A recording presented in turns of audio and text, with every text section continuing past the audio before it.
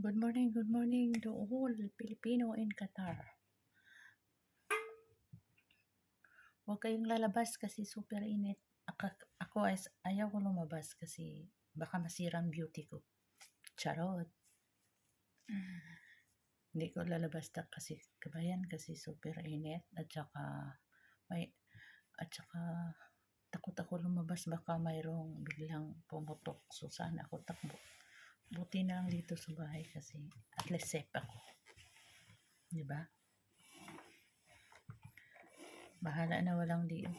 Hindi ako makadiop ngayon kasi Ramadan.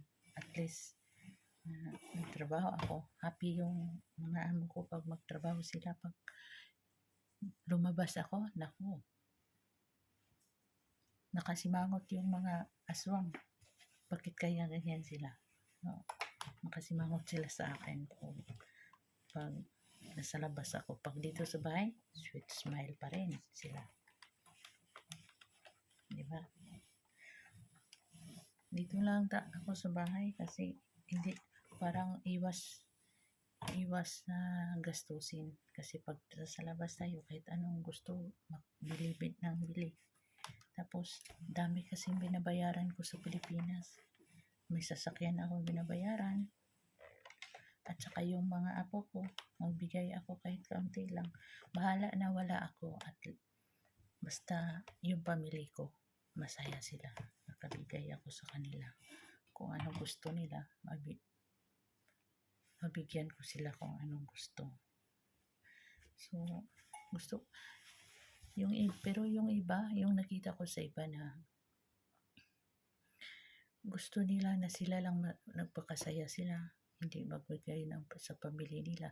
Hindi nila inisip na nag-abroad tayo para sa pamilya natin. Hindi naman tayo nag-abroad na para sa sarili natin. Di ba pag alis natin, yung promise natin sa pamilya natin, gusto ko mag-abroad, so mag-tiis tayo kasi itong pag-abroad ko para maumangat tayo, makapagtapos kayo sa pag-aral, hindi kagaya ko na hindi nakatapos. Alam ba ninyo na second year high school lang ko. So, ang hirap pa, hindi ka nakagraduate ng high school. Tapos, hindi pa ako matalino sa English. Alam mo ba, yung English ko, hindi gaano ka-perfect kasi emergency second year high school lang at saka hindi naman ako matalino sa English. Ang gusto ko lang na subject, Filipino, art, music, yun lang ang gusto ko. Pero, so, kailangan ko din mag-abroad. Alam ba ninyo pang nag-process ako, ang talagang hirap, so ang daming pinipilapan. So, pero hindi ako mahihiyain.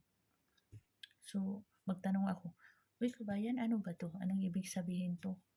Anong isulat ko dito? Marunong naman ako sulat, pero yun lang ibig sabihin yung mga English. Hindi ko kaalam kung ano ang isulat ko.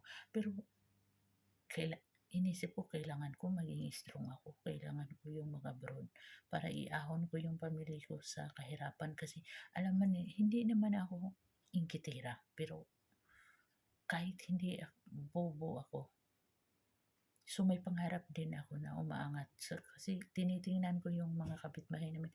Oh, naku, may sasakyan sila. Pero dito lang sa loob ko. Hindi ko ipalabas.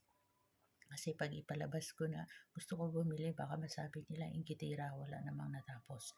So, silent lang ako. Pero inisip ko, sana God, maka-abroad ako, makabili ako ng sasakyan, mga anak ko makatapos ng college. Sa awa ng Diyos, may nakatapos yung 3 kong anak. May nautical ako, 4 na taon. May HRA management, 4 na taon. At saka may accounting ako, 4 na taon. 3 anak ko nakatapos sa college.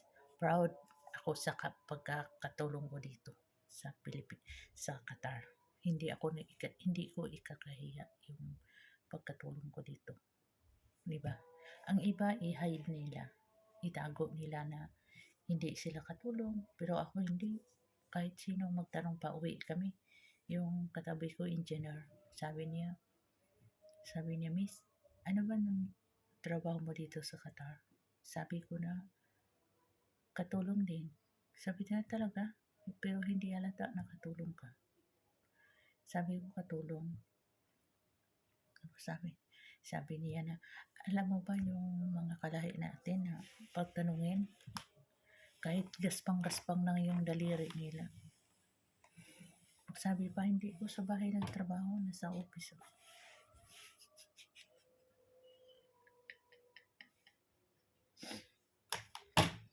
Pero ako personal ko sabi, talaga hindi ko siya kahiya yung pagkakatulong ko. Gusto ko na, alam mo yan,